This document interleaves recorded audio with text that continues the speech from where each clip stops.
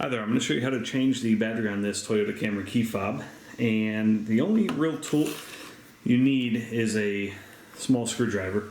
And this is just to get the battery out. You don't absolutely need it, but it's helpful, I think. And then here's your replacement battery. This takes a 2032. You can get these on Amazon, they're very inexpensive. There's a link below in the description. It'll take you right to Amazon, you can get what you need. Alright, so first and foremost, you want to remove this emergency key. So move this little slot over and just pull the key out.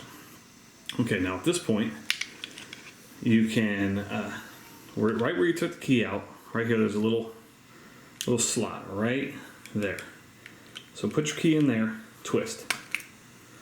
All right, there you go. Now, there is your key. All right, so let me just put that right back in here. I'll take my little screwdriver, just pop that battery out. Okay, so take out your old battery and your fresh battery. You want to make sure the plus side's up. It actually says plus side up right there. So positive is up. Click it in there. Take your top of the case and squeeze it back on.